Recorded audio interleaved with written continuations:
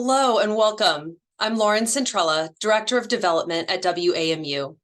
I'd like to thank you all for attending the events this afternoon and welcome you to the author series.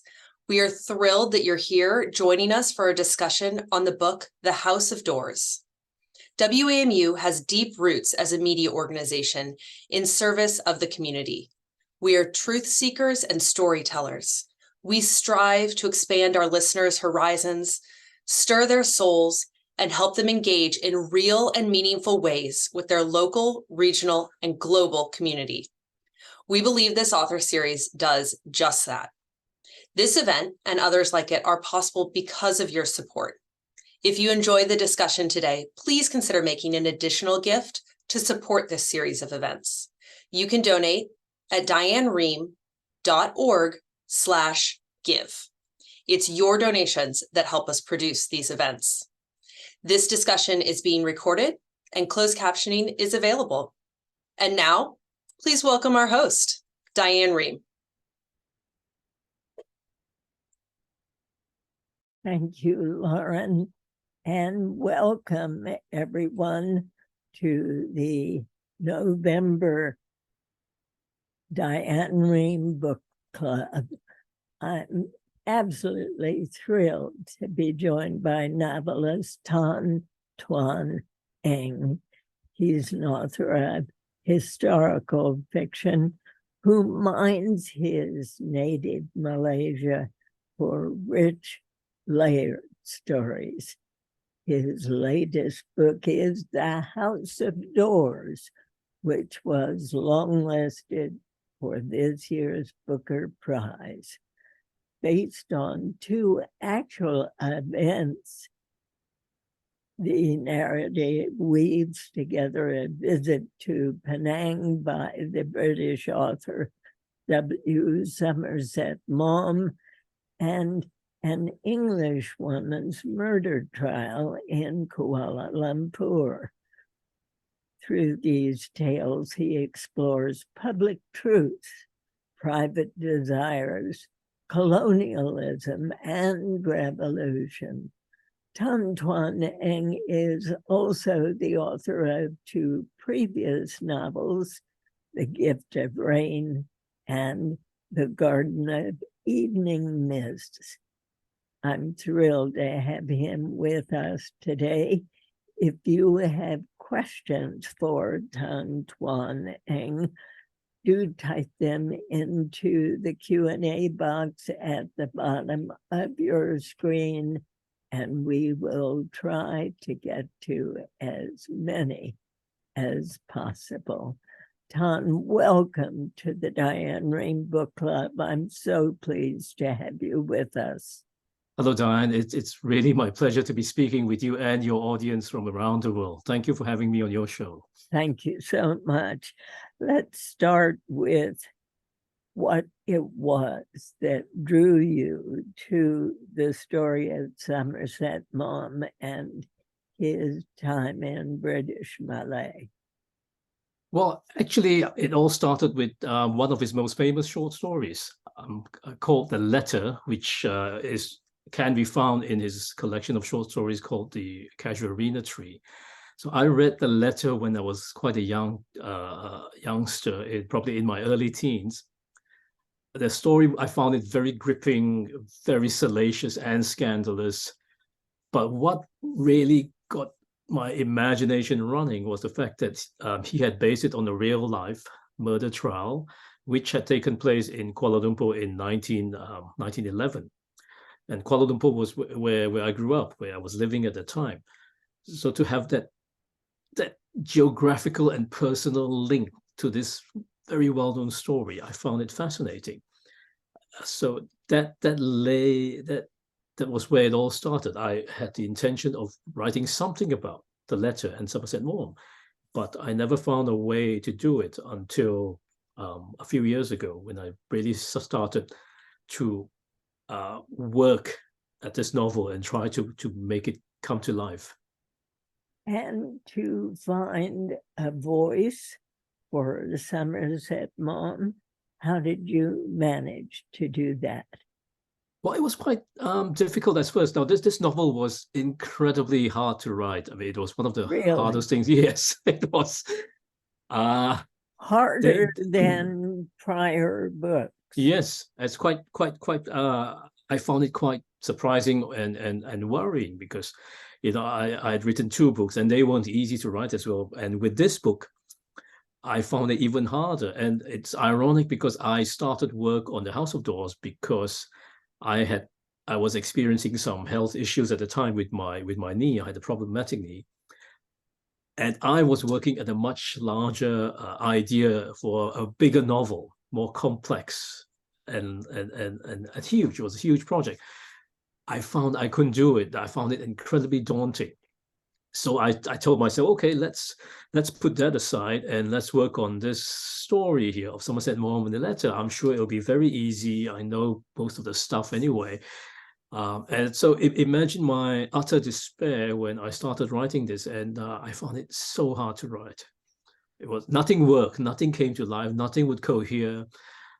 The voice was wrong. Somerset Maugham's voice initially was in the first person, and I found I couldn't write as Somerset Maugham's.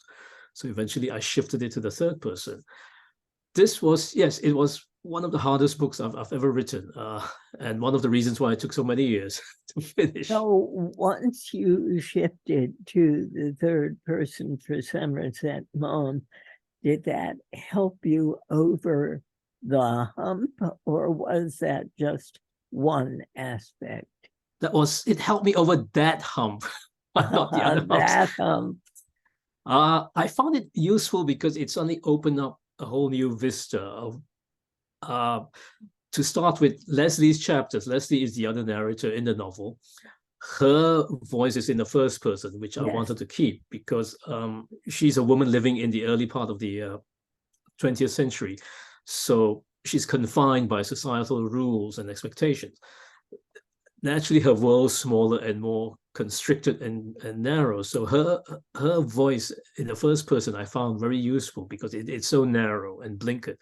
Whereas with Somerset Maugham, now he's a world traveler, he's very worldly, very sophisticated. So to have him in the third person open up this huge world, which I could add in more interesting information and experiences. So that helped immediately. And it gave a nice contrast to the tone of the book. You had Leslie's first person voice, and then you had Somerset Maugham's coming in, and it helped make it easier for the reader to differentiate the narrators. Of course, this is based on real events. Maugham's visit to Malay and the murder trial you reference, both seem such important and vivid incidents. Why did Somerset Maugham go there in the first place?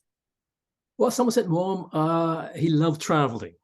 He loved traveling very much. He was one of the earliest writers who wanted to see the world, to travel extensively, for many reasons. One of them was because he was gay, but he was married, unhappily married, and he wanted to escape the confines of England, to travel with his male secretary, who was actually his lover. So he wanted to get away from his wife and his marriage and England. Because at the time, I gather, it was illegal. It was illegal. To be gay. Yes.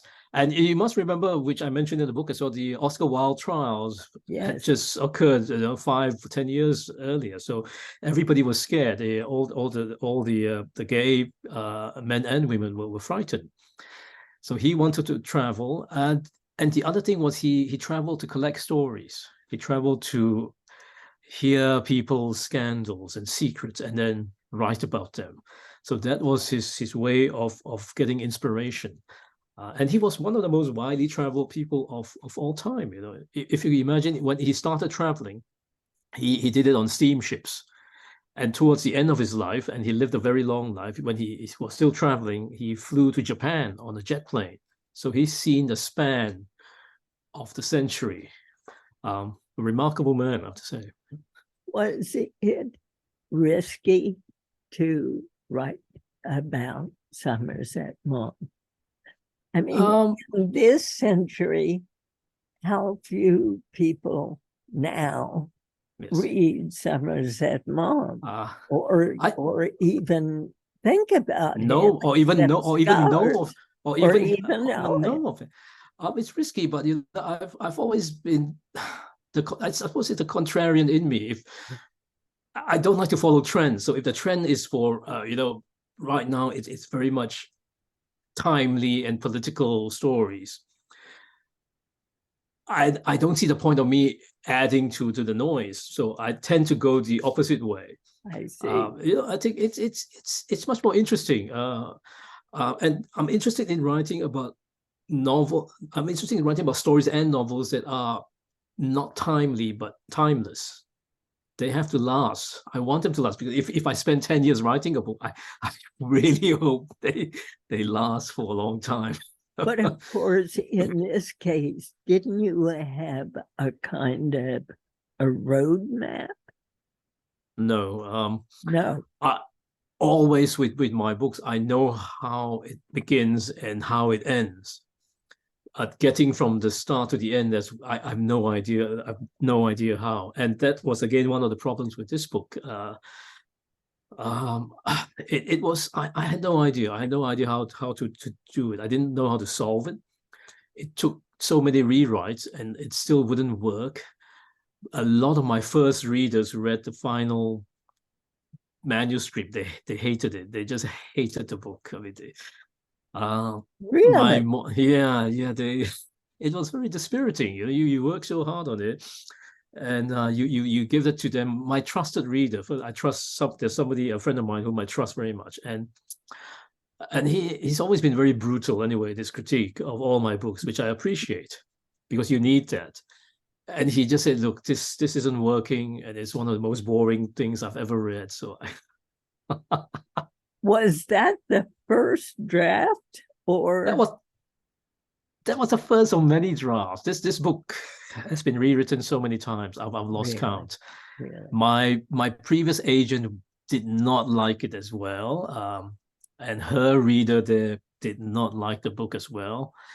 So it got to the point where I was in so much despair, and we finally decided that let's call in a fresh set of eyes. So we called in the editor at Canongate, Francis Bickmore, which I was reluctant to, because at that time I had not signed with Canongate yet. So I just felt it wasn't right to impose it on him. He came, but he wanted to read it, so he read it. And when he came back, he said, "We want to buy this book." And being a very nice Asian, because we have this saving face thing, I gave him an avenue to save face. I said, "Are you sure?" And I asked him more than once. And I remember my agent nudging me and saying, "Just shut up, don't say anything more." And Francis, in many ways, he saved the book. He saw the potential in it. He said, this book doesn't really need much rewriting. It's just little small things here and there. Yeah, yes, interesting. I think what you just said must be such an encouragement to so many writers out there who try and try, and yet are turned away or told this is worthless, and yet keep on trying. I think, but the thing is, these writers also have to listen and take the advice, because I know a lot of unpublished writers who, when given advice about their manuscripts, refuse to listen. And they say, "How dare you change my voice, and how dare you say this, because this is my piece," and they don't want to change anything. So it really works both ways. You really have to listen as well when people give you advice. What was the best piece of advice you got about Francis the book early on? The best piece was he wanted chapter headings for all my chapters, which I initially, the book, you right now, and with the final book, you see that chapter 1 is Leslie, and then there's a date and the location. Right. I did not want it. I never wanted in any of my books, because I always feel that my readers are intelligent people. They can work out everything from the chapter. But Francis said, no, you have to with this book, because it's confusing to the reader. So reluctantly, I said, fine, I'll put them all in. And I was quite shocked at how much of a difference that made as well. Really? After, yes. I have to tell you, it certainly made a difference for Yes. me. I would have been Yeah. confused. I kept Yeah. going back and Yes. forth. When was this written? Yes. And when That was this written? So that was his point as well. He said, you really have to do it with this book, he said. And of course I listened. I said, fine, you know what, and that, by that stage I was quite sick of the book already, so I was just willing to do whatever he wanted to. And the changes weren't extensive, but they were very good ideas, important. suggestions. Yes. Yeah. He made me change one or two chapters as well that he felt came too early. The night swimming scene, if you remember. Yes. That It came was much so beautiful. that came much earlier. So he said, let's shift that to the end, because it's the sex scene, basically. It's a sex scene between the two characters. So he said, let's put it at the end there, and that worked as well. But So I mean, you call it a sex scene, and yet it was so warm and yes, caring yes, and acknowledging of the fragility of each, yes, and yet there is strength to go into that water completely naked, yes. which Somerset Maugham had never, ever done. How Yes. dare you? How dare you make up Yes, such a scene? yes, sacrilege. I was thinking, oh no, the descendants are going to come after me now with lawsuits galore and all that. But they did not. And I'm going to tell you an interesting thing. A few months ago, I had an email from Somerset Maugham's great-granddaughter, Siri. She's named after Siri His Maugham. wife. Yes, so Siri is the great-granddaughter, and she said, I'm writing on behalf of myself and my mother, Camilla, who's Somerset Maugham's granddaughter, Liza's daughter. And they loved the book. They said, thank you for bringing Somerset Maugham back to the reader's consciousness again, a point you made just now. And they were very, very supportive, very warm. And when I was in London 2 weeks ago, I met them. I met them at their apartment, and it was a very lovely, a very special evening. And he had no objections to his going into the water. No. It was a good, because we sat in Camilla's sitting room, and there was Somerset Maugham's portrait right there in front of us, looking down on us, and I felt like he was there as well in many ways. Very special evening, I would say. Oh, I can only imagine. Yeah.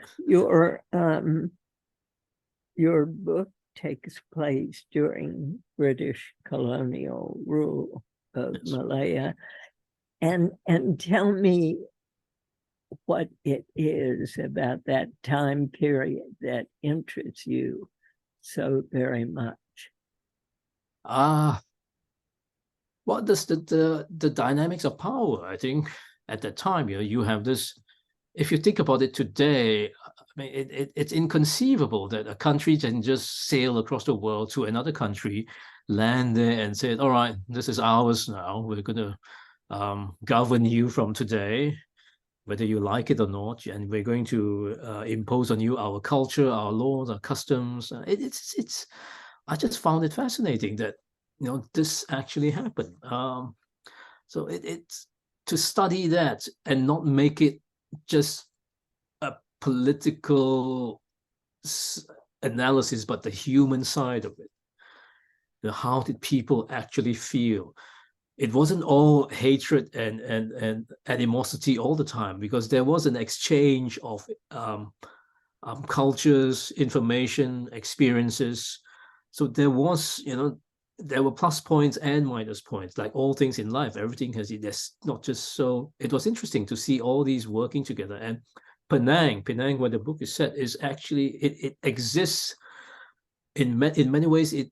The form that it became was because of all this intermingling of cultures from around the world. not just from the West, but from Asia as well. So, and if you look at Penang today, at the architecture, at the language that we speak, at the food, because the food is incredible. I mean, the food is so good, and it's because it's absorbed all these elements from so many places around the world. So that was part of the reason I'm fascinated by that era. Not to mention the fact that they all dress properly as well. They dress for dinner. You see. But the native characters, if you will, the non-British characters in the book seem to use slang words as they talk about the residents, as they talk about their help, as they talk about the way those people govern themselves with a British feeling as though they are so far superior. Yes.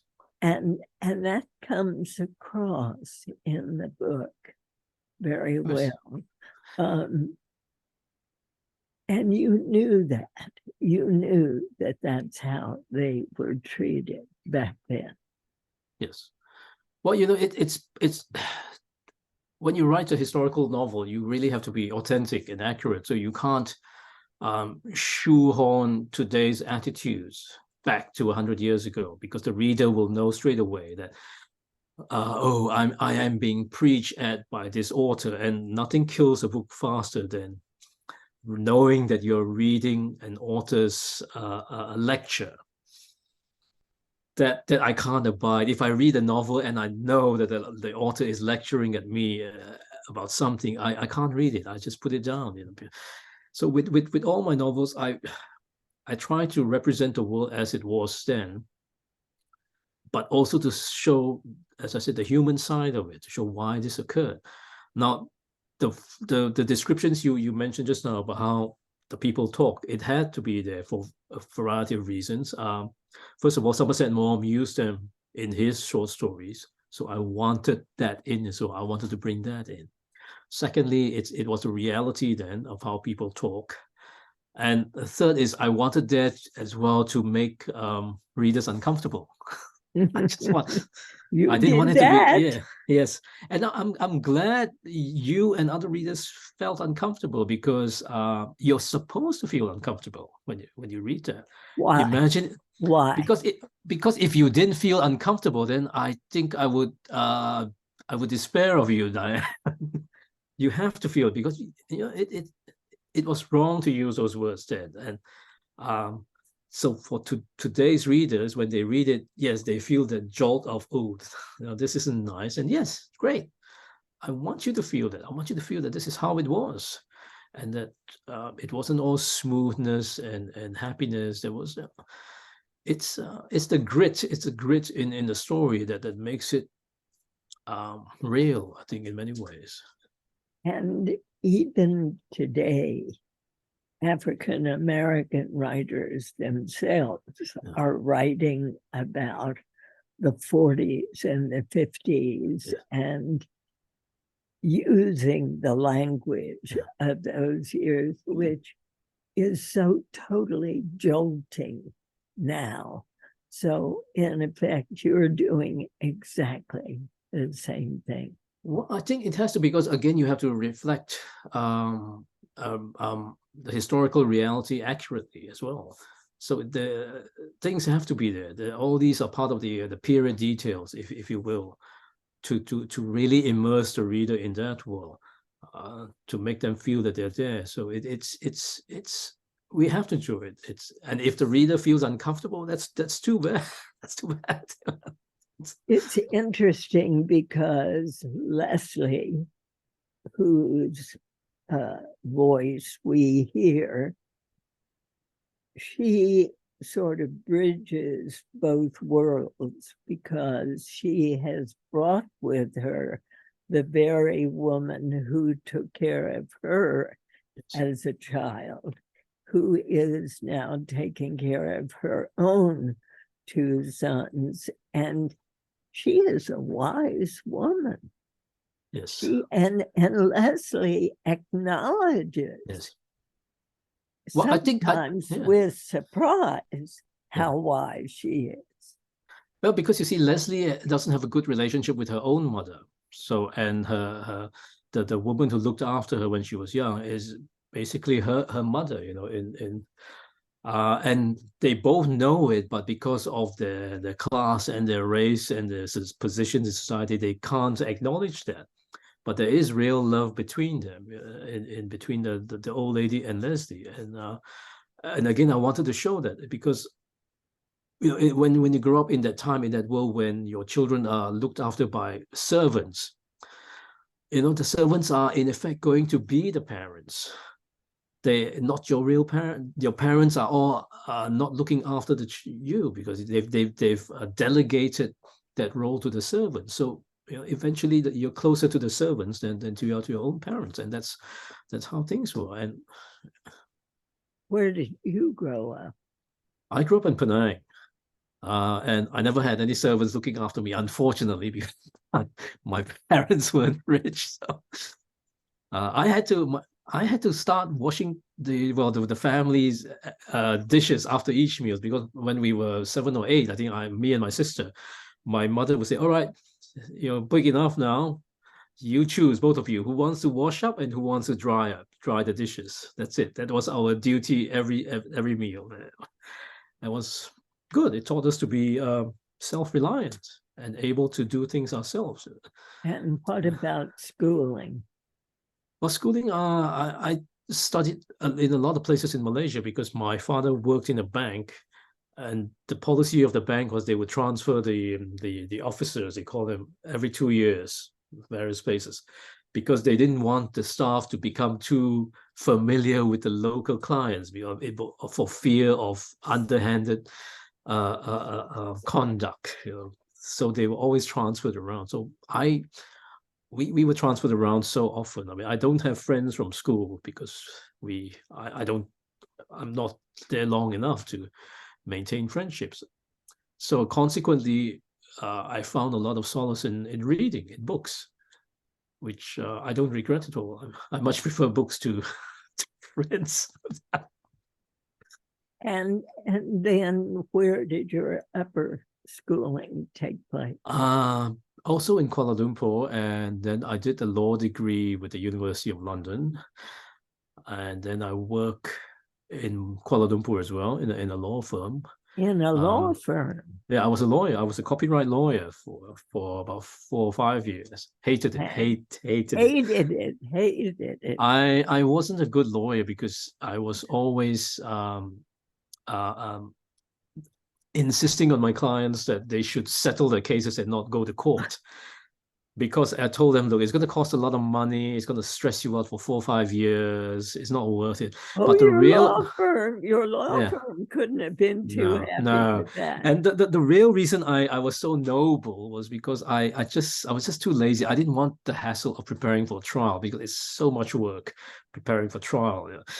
I just didn't want that. So, but of course, the senior partners in the law firm, they weren't happy when they saw my earnings weren't spectacular. So they just said, "What do you?" So you were there 4 or 5 years. 4 or 5 years, yes. And then what came and then next? And then I decided I'd done what my parents wanted me to, which was to get a proper education, get a proper job. And then I told them, look, this is my life now. I'm just going to take off. I'm just going to do what they call a gap year. But of course, Asian parents don't understand what a gap year is. They say, what, you're not going to do anything for 1 year? So to mollify them, I just said, okay, I'm going to do a master's degree somewhere. I don't know where, but I'm going to. And I had friends in Cape Town. So they said, why don't you come over here? We've got a very good university here. So I did. I came to do a master's here. In what? In shipping law. I just took whatever they had. They didn't have copyright law for a master. So I asked them, okay, well, what else do you have? And they say shipping law. I said, fine, I'll take it. And when did you finally turn to what has become your love? Well, after that, I finished the master's early, and I did quite well in it, and I had time, so I started writing The Gift of Rain, the first book. I wrote that. That was actually a very smooth going, the writing process. They always say the first book is the hardest, but I didn't find it. And the problem was, after I finished it, I sent it off to the UK. I had no problems getting an agent. I think the third or fourth agent I approached said they were interested. The problem was, later on, all the publishers in the UK turned me down. All of them. Not one of them. And my agent was in despair because she's been in the industry for about 40 years. So she thought she was losing her touch. She said, I can't pick them anymore. Eventually, a newly formed independent publisher in Newcastle said, we'll buy your book. And I was probably the third or fourth title that they purchased.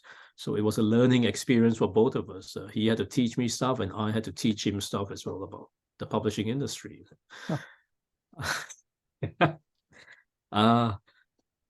So I got published, and then the problems also came again. No bookshop in the UK wanted to stock The Gift of Rain.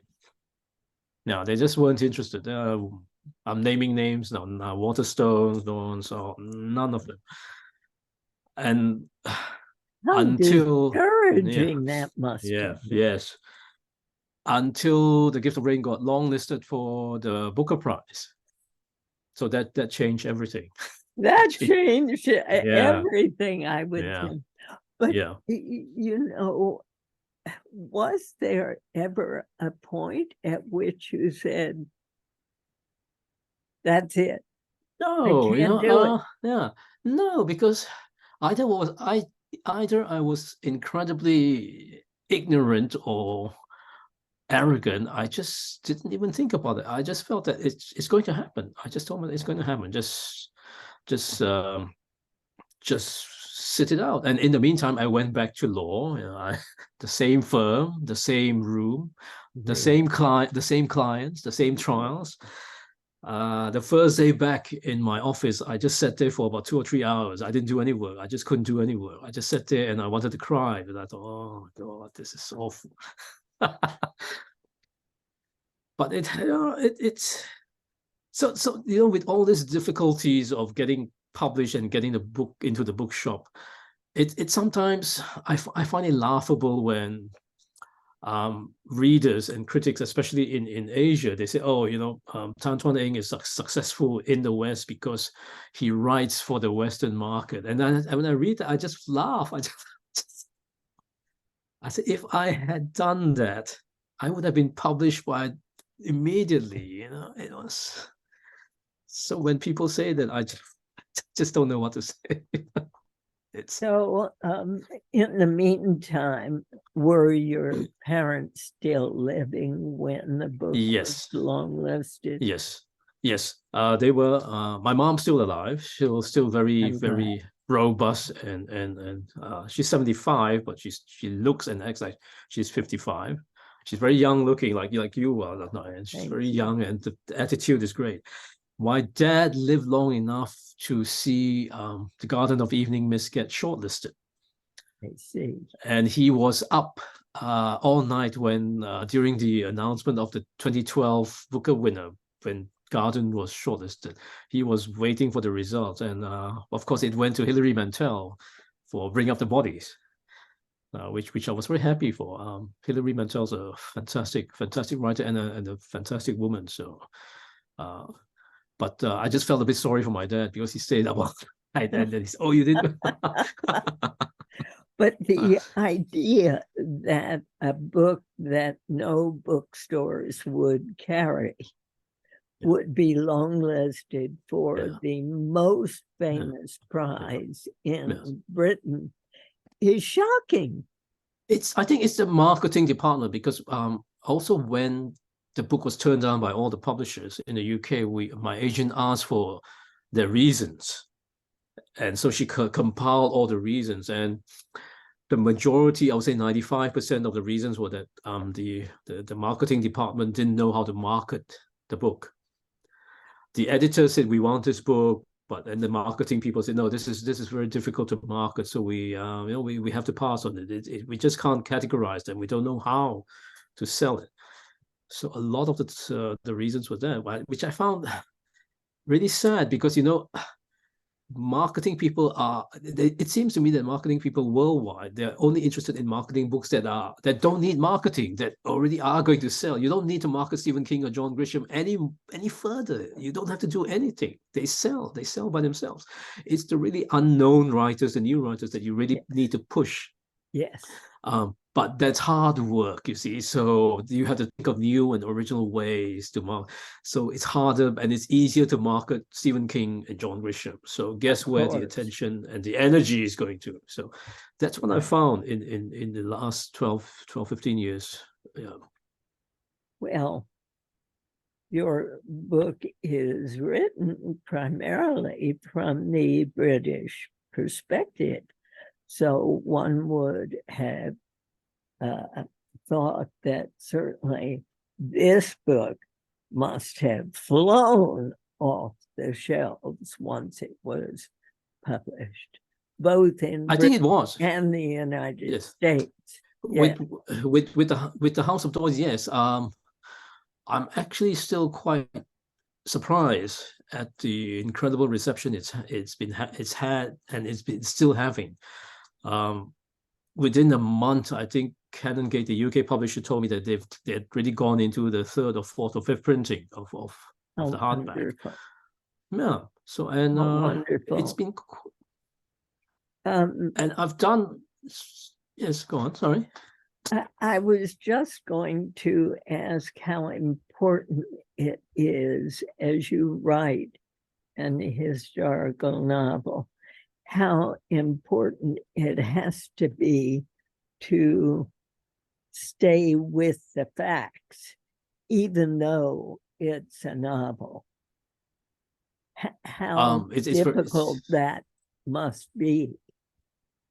You must be reading my mind, but it's important, and it's also extremely difficult, especially with the House of Doors. Now, this is the first time that I'm writing about real people, historical figures, real ones, and as central and main characters in my novel. And initially, and according to many people I spoke to at literary festivals in the UK, they just came up to me and said, it must have been so easy writing about these real people, because all you had to do was just reproduce them in words on the page.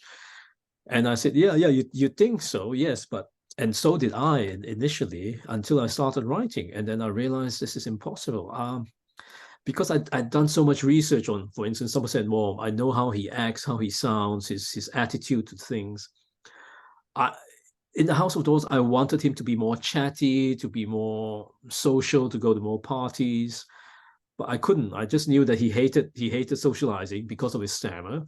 He hated being touched. He did not like talking to people. So every action, every plot direction had to follow his psychological traits, and I found that very restrictive.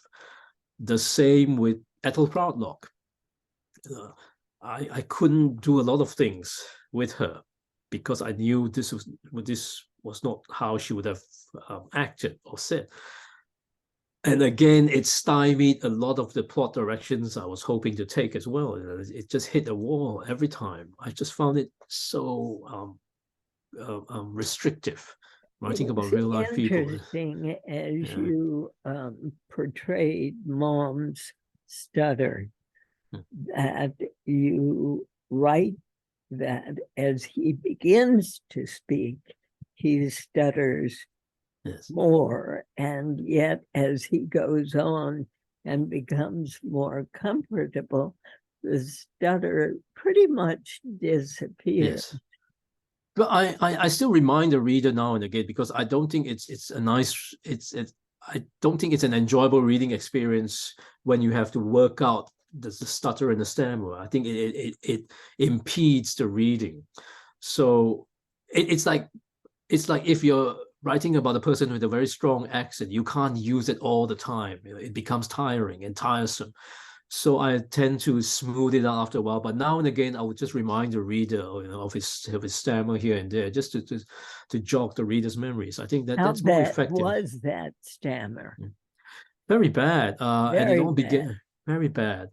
That's one of the reasons why he didn't like socializing and partying. But another thing is that people assume that it was Somerset Maugham who traveled the world collecting stories from the people he meets, but in actual fact, it was actually a lot of times it was his Secretary General who was the more gregarious and outgoing person, and who was more adept at getting people to relax and expose their confidences. So Gerald was often the person who heard the stories and told Somerset Maugham about it.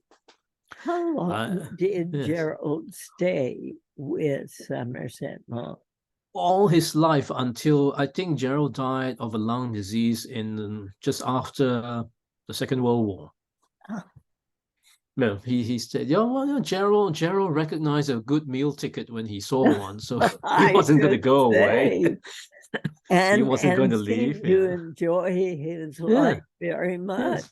But if you look at all the characters in the book, I felt that the only person who was happy and free and true to himself was Gerald, because he didn't care what you thought of him. He didn't care what if you Anybody didn't like him. Yeah, he didn't care. He wanted to enjoy life, and he did. Was and consequently, he fun to write? He was. Oh, he was so much fun to write. So I could use all the bad language there. I could write all the nasty things there and be a bit bitchy with what he says about people. He was very fun to write, and I envied him often. He had a rich sugar daddy to fund his lifestyle. He didn't have to work. He drank, he smoked, he whored, he had fun, he gambled. And the fact that he had other lovers, did that not bother Somerset Maugham? I think initially it did, but he was wise enough to know that Gerald would always go back to him because of the money. So he didn't think much. He wasn't. I don't think Somerset Maugham was much worried about that. And also, I found that I think Somerset Maugham wasn't at heart. He wasn't a jealous person when it came to love affairs, and that helped a lot in removing a lot of unhappiness from anyone's life. I mean, if we weren't so easily filled with jealousy, I think a lot of our unhappiness would just evaporate. But we can't help being jealous, I suppose. There's a lot of anger in Leslie there's anger because she's a woman in a man's world there. Yes.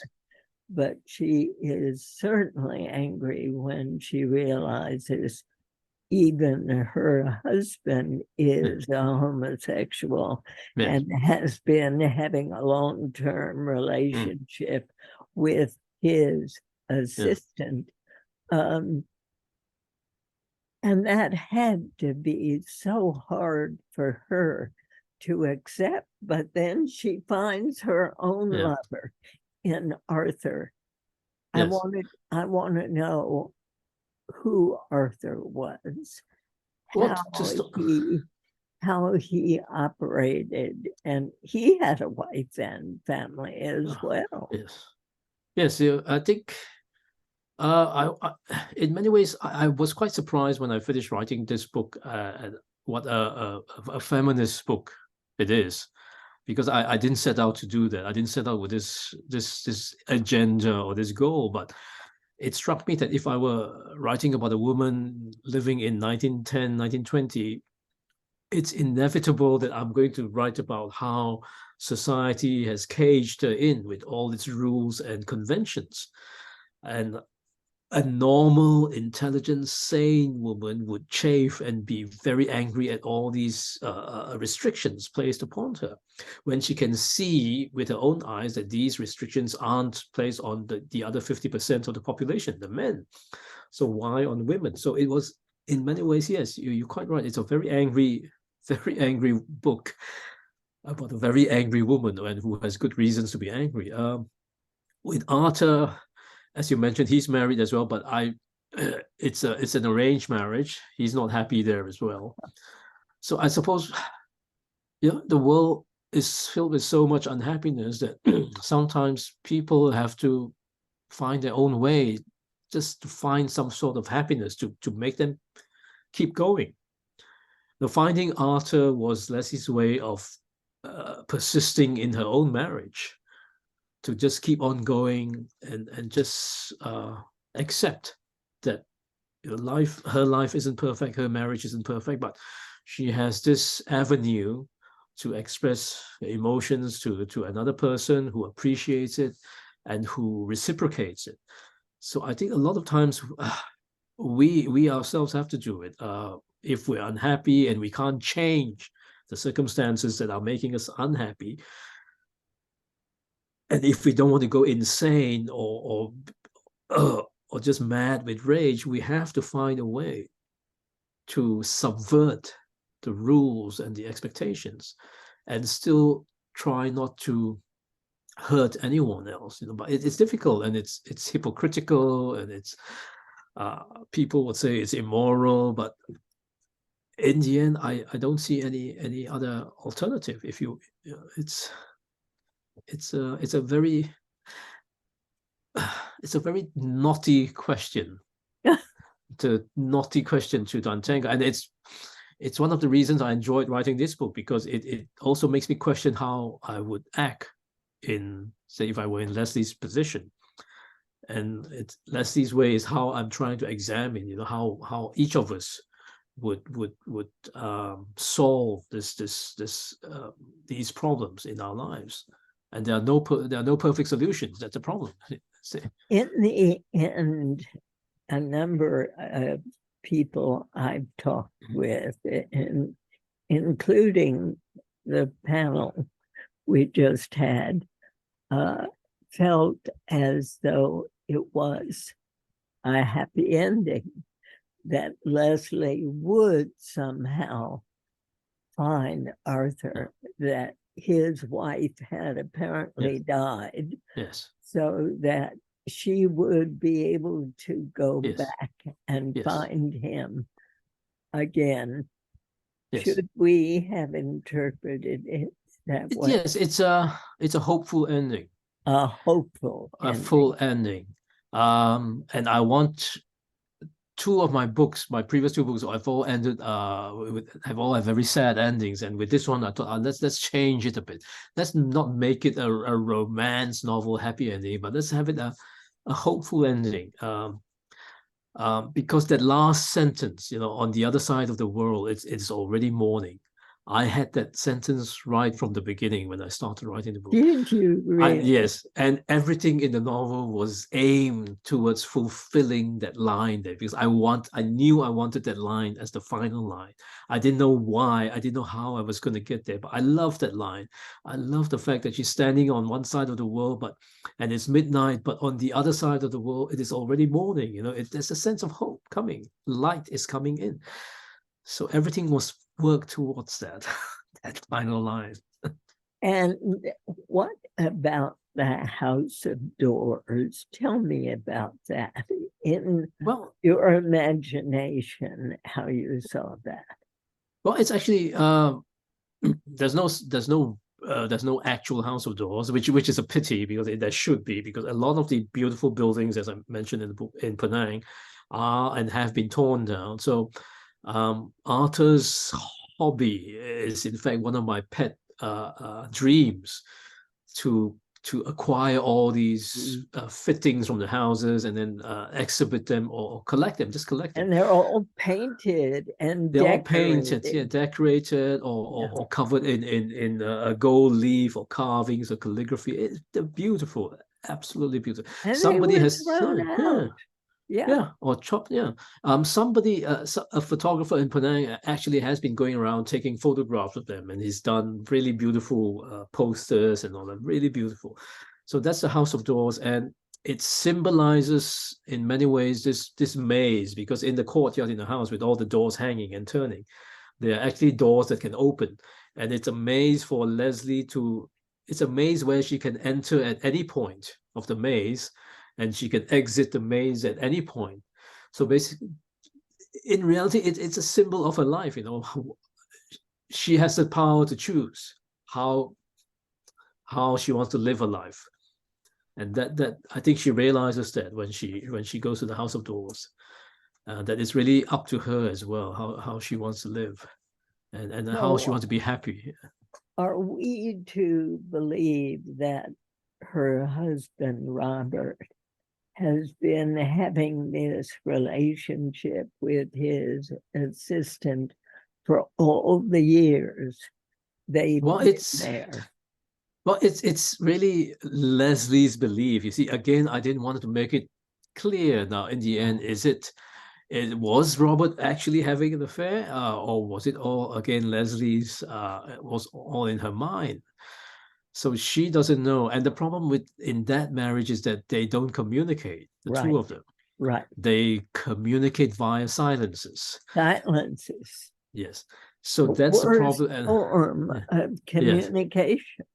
Yes, and that's what I've seen in many marriages, that this huge, especially marriages that have been going on for many years or decades, there's this cloud of silence. You know, the parties don't communicate anymore. So again, I wanted to explore that aspect of a marriage as well. I find it interesting and fascinating that two people can live so closely together, and yet they're separated by this thick and impenetrable silence. But don't you think that through that thick and impenetrable silence, there are eruptions? Eruptions are inevitable. Inevitable, yes. And that's why you see them. You see Leslie saying things that she's been bottling up for a long time. Exactly. And yes, and Robert as well. Robert is he's shifty sometimes. You know, in the end, Robert, I think Robert loves Leslie in his way. He's very good to her.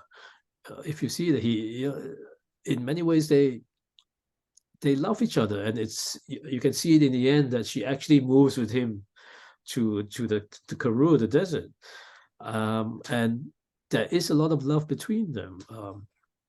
There's just no communication or physical attraction anymore. So it's again the tragedy of the marriage. They sleep in separate bedrooms, which was the norm in 100 years ago, anyway, for almost every married couple. Even now, people, because of problems of sleep in separate bedrooms. Yes. Before we close, is there a passage that you would like to read? I'm normally not keen on reading, but I'll read you from the opening. Okay. The first chapter. This is, I'll set the scene. This is when Leslie has been widowed for 7 years, and she's still living in a Karoo alone. And one day a package arrives, and she opens it and she sees that it's a copy of the Casuarina tree. So she stares at it for a while, and then she goes back into her house. And I'm going to read from here. In the sitting room, I walk past my watercolor paintings of old Penang shophouses. I walk to the wall of photographs above the piano. I lean back and study the photographs, searching for a particular one I have in mind. I have not really looked at them in many years.